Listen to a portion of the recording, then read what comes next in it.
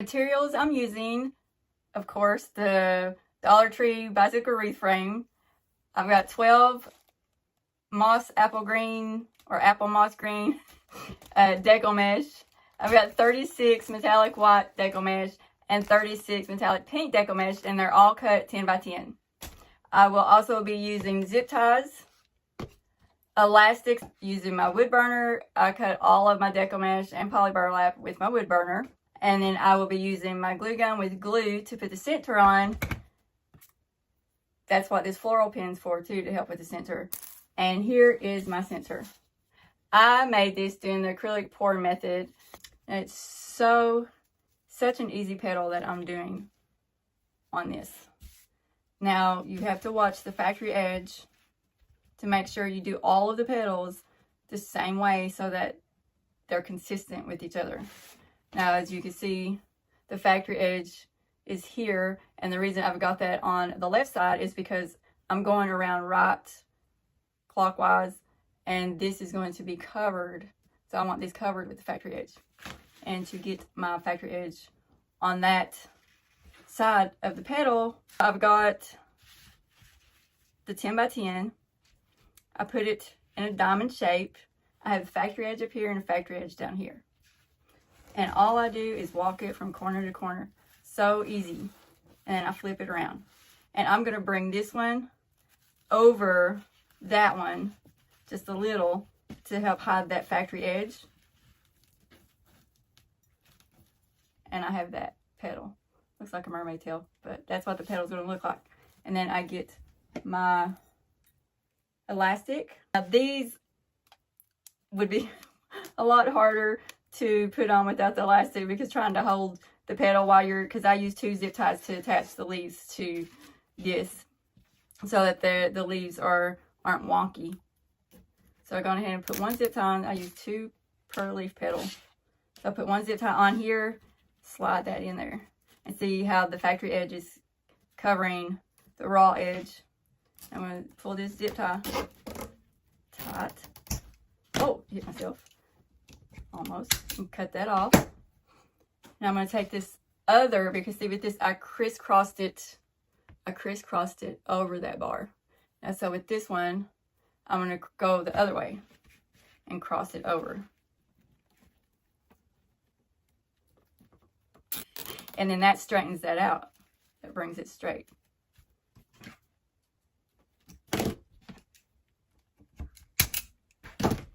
So this is what it looks like in the back. They're crisscrossed.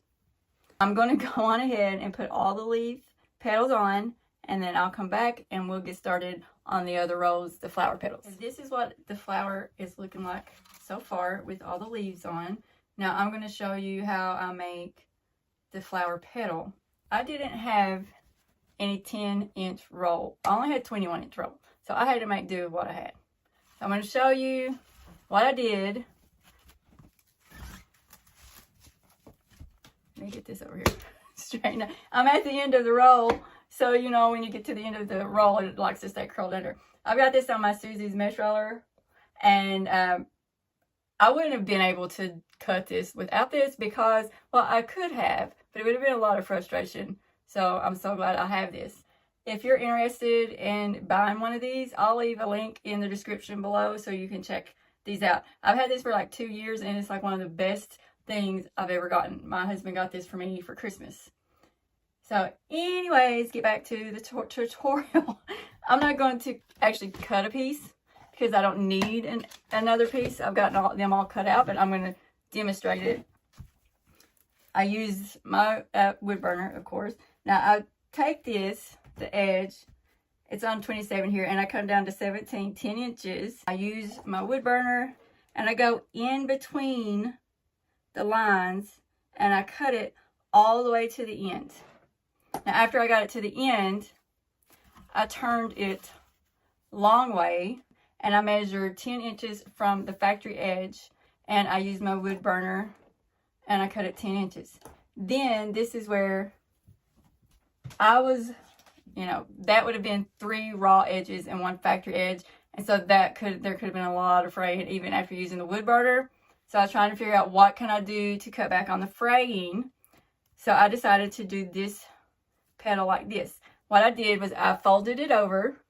Let's see, I'll demonstrate on this one. This isn't the white, but let's pretend this is the white.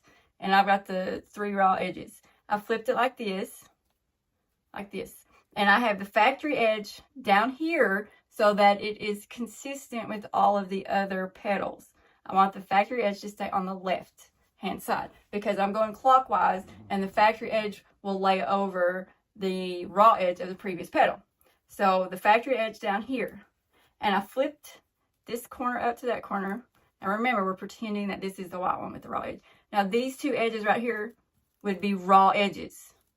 So all I did, so I've got this raw edges, factory edge, and I took my wood burner, I spread that out, and I just went along the factory edge in between 2 lines, and I cut that. And then I got down here and I just cut that off just because it was irritating me. No particular reason. I'm weird, y'all. That's just how I am. So I just cut that little corner off. And since I cut that little corner off, I figured, well, I better cut that corner off too to make it symmetrical. Anyway, just a little bit of my quirkiness. So what that did was that fused those edges together, and that is going to help on, help with the fraying. So to make the petal, I take a 10 by 10 pink, and this, got these strays. Now to keep it consistent, I want the factory edge down here and up here. So I'm going to walk this in from one corner to the next, and then bring that around like I did the leaves. This petal is just like I did the leaves, and lay that over like that. Then I'm going to, let's get a elastic to hold this while I do the white part. Okay, now I'm going to take this white petal, and I'm going to do it like this. Put my middle finger up here and my thumb down here and kind of stretch it just a little bit, not too much, and take these 2 fingers and pull it, and then gather it. Okay, now, and flip it over like that. Now I'm going to lay this on the pink, get my elastic,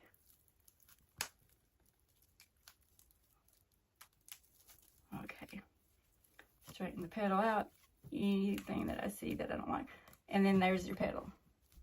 So that is the petal, the flower petal. And I'm doing this same petal on all 3 rows. Each row is going to have 12 petals because there's 12 bars. So I'm going to put a petal on each bar, first row, then go to the second row and put a petal on each bar. Third row, a petal on each bar. So the same petal, all 3 rows. So I'm going to show you how easy it is to attach the petal on this flower. Where's my zip ties? Take a zip tie, put it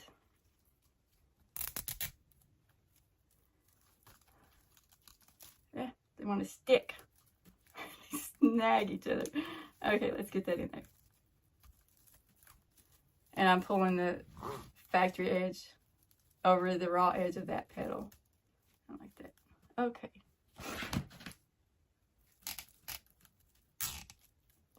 Pull that taut. And clip it. So, I told you, this is going to be such an easy flower to make. So, I'm not going to make you guys watch me put on 34 petals. I'm going to go put all 3 rows on because I'm not going to do anything different. They're all going to be the same.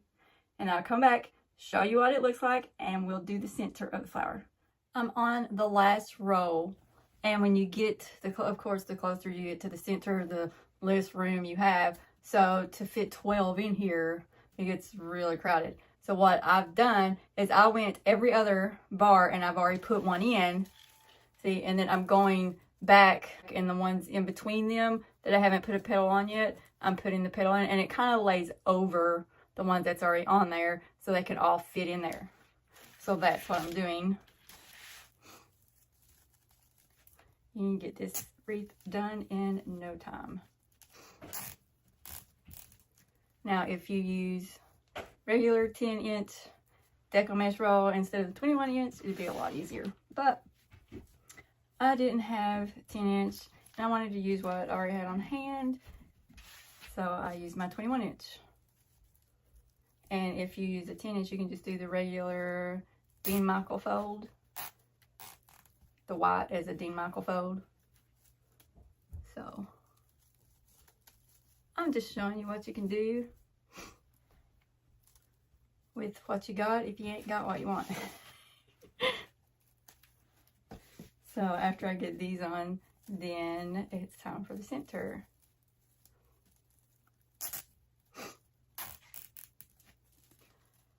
Okay, let's see. Trying to make sure that the raw edges are covered with the factory edge of the petal that's put on, you know, the next petal that's put on over the previous petal.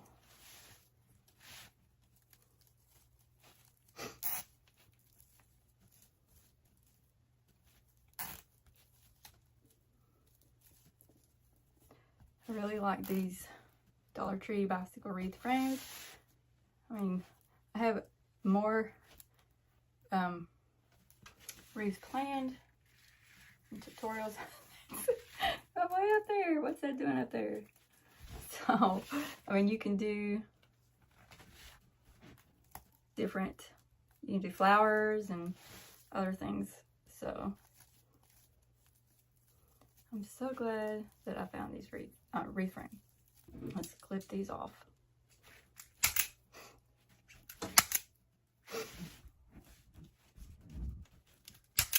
This center was a 6-inch ball that I bought from Hobby Lobby, and I cut it in half and just sanded the bottom to smooth it out, and then did the acrylic pour over it.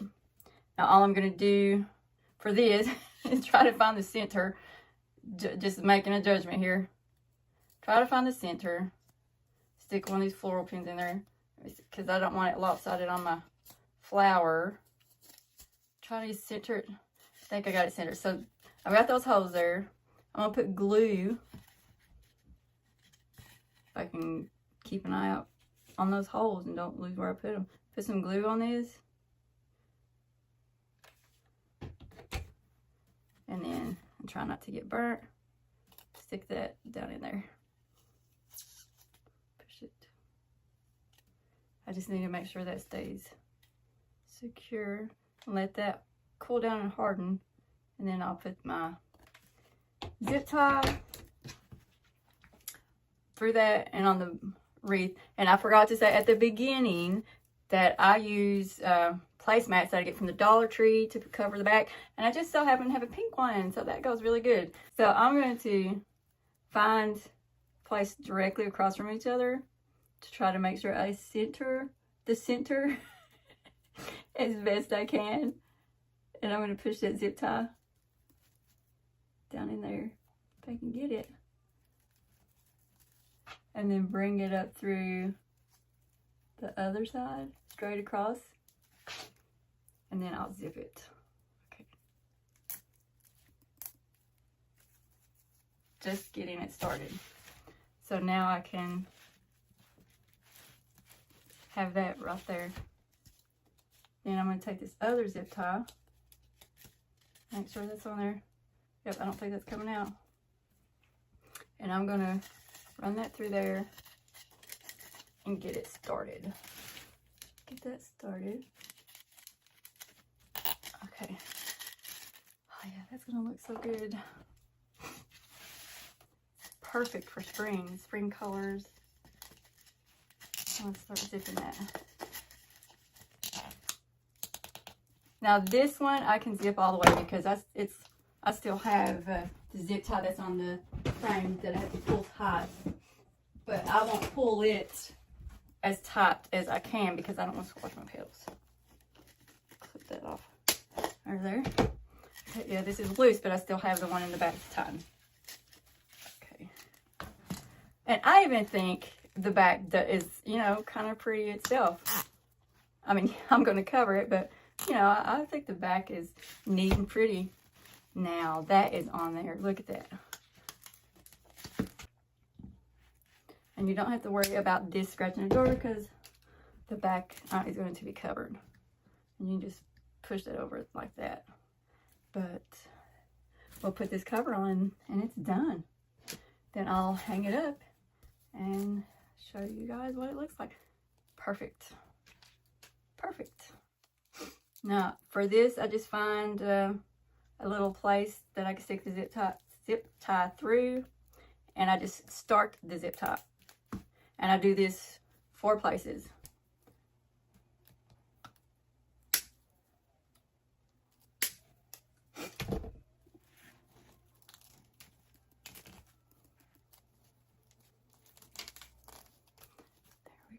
See, that's pretty. It's the finished flower. It's definitely spring. I'm happy with it. Let me know what you think in the comments. If you like this video, give me a thumbs up. And if you aren't already following me on my other social media sites, you can check them out at the links I'll leave in the description.